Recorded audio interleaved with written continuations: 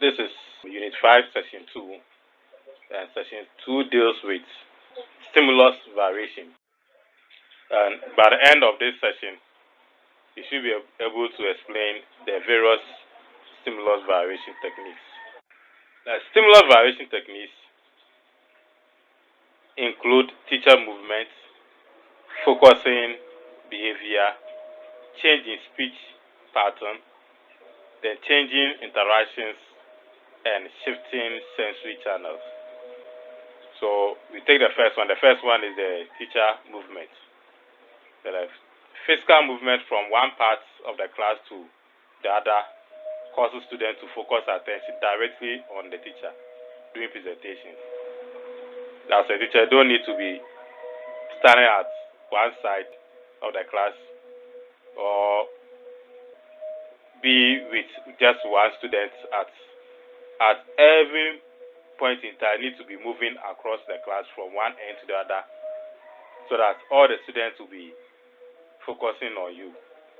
But random nervous movement, that's pacing up and down, can also interrupt communication.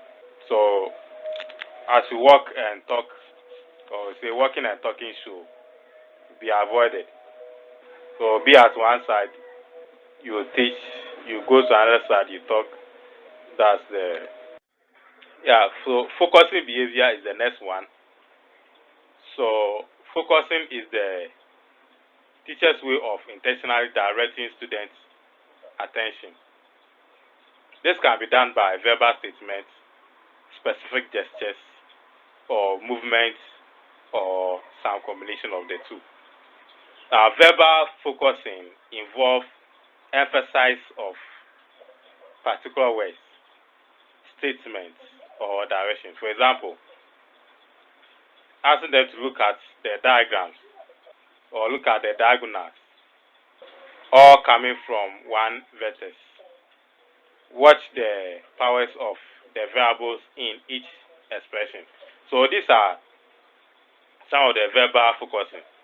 You've done some diagrams and they have drawn some diagonals, and you want them to just focus on all the diagonals moving from one vertex, or all of them moving from one vertex to the other vertices.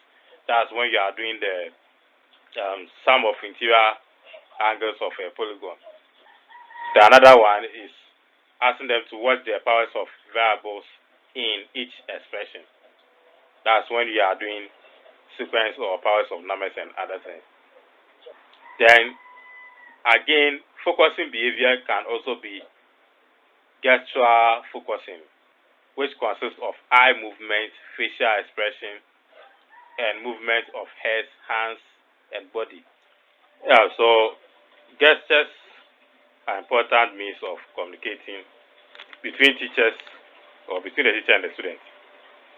They are used to gain attention and to indicate emotions.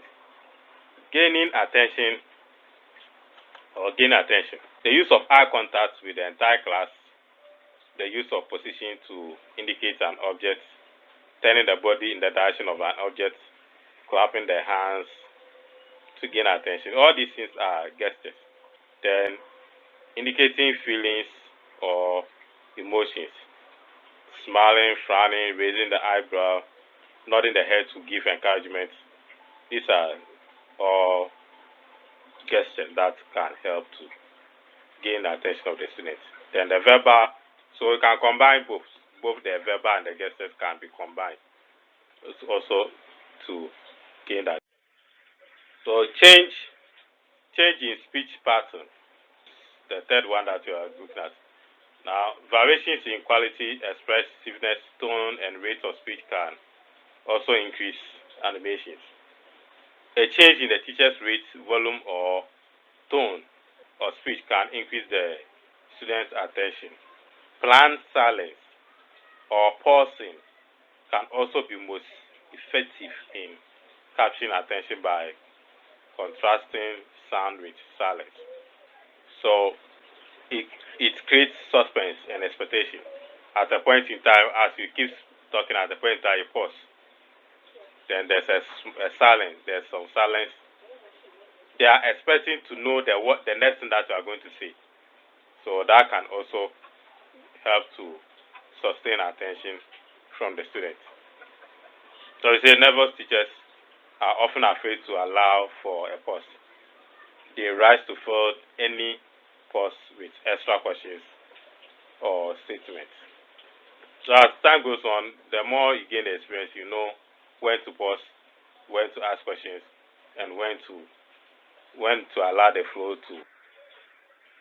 Then changing interactions. The fourth one is changing interactions. There are three main types of interactions. One, the teacher group interactions, the teacher stroke group interactions.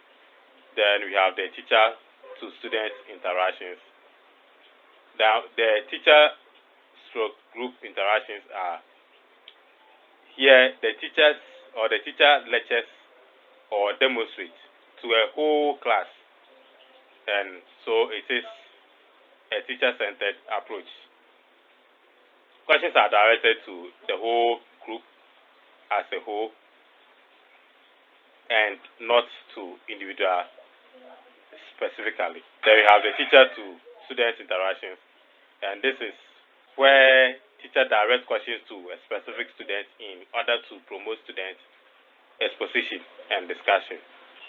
Example, a teacher has completed an activity and the teacher has questions based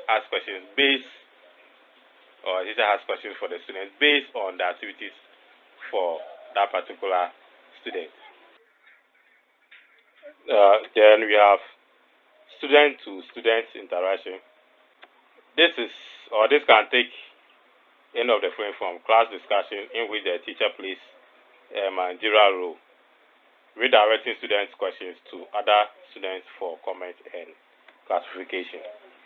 Student to student interaction can also take another form, which is a class working in small groups on activities and they discuss among themselves. Teacher only plays a management role in this case.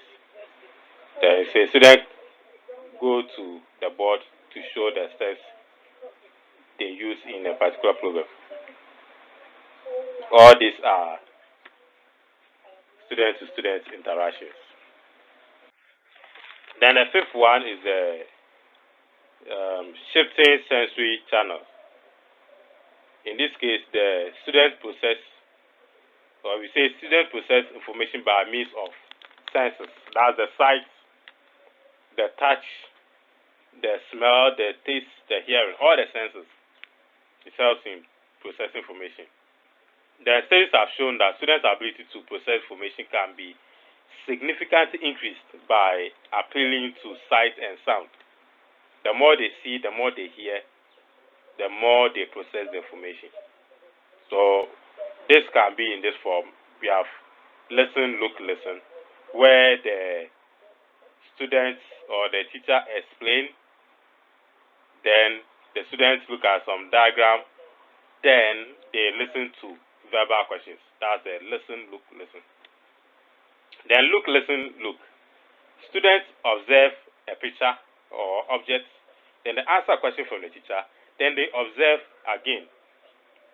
They have listen, stroke, look, or touch, stroke, look.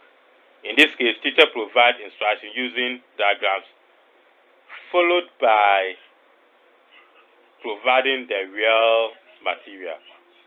So listen, you look, then now the real material will come, where the students are going to perform.